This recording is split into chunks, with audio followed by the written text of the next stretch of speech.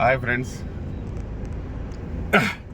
ಇತ್ತೀಚಿನ ದಿನಗಳಲ್ಲಿ WhatsApp status ನೋಡೋಕ್ಕೆ ಭಯ ಆಗ್ತಿದೆ.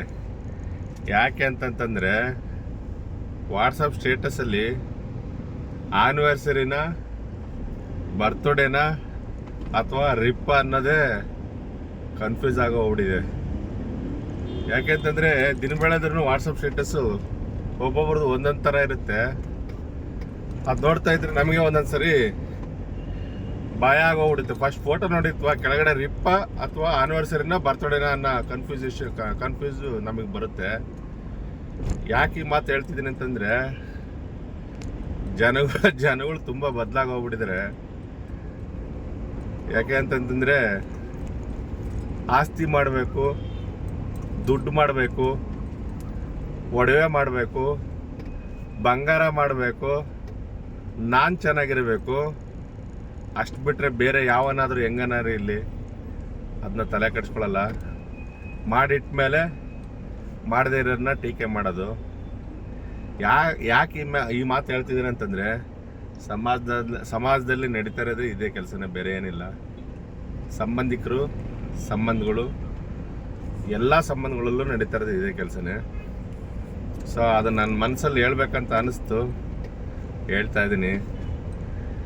ಎಲ್ರೂ 100-150 ವರ್ಷ 200 ವರ್ಷ ಬದುಕ್ತೀವಿ ಅನ್ನೋ ಥರ ಮಾಡ್ತಾರೆ. ಮಾಡಿಟ್ಟು 60 ವರ್ಷಕ್ಕೇ ಗೊಟ್ಟಕ್ಕಂತಾರೆ.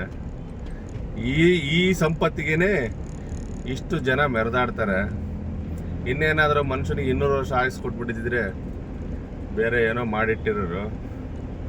ಯಾಕೆ ಈ ವಿಡಿಯೋ ಮಾಡ್ತಿರೋದು ಅಂತಂತಂದರೆ, ನಾನು ಸತ್ರೂ ಒಂದು ವೇಳೆ ಈ ವಿಡಿಯೋ ಇರಲಿ ಅನ್ನೋ ಉದ್ದೇಶಪೂರ್ವಕವಾಗಿ ನಾನು ಮಾಡಿ ಅಪ್ಲೋಡ್ ಮಾಡ್ತಾಯಿದ್ದೀನಿ.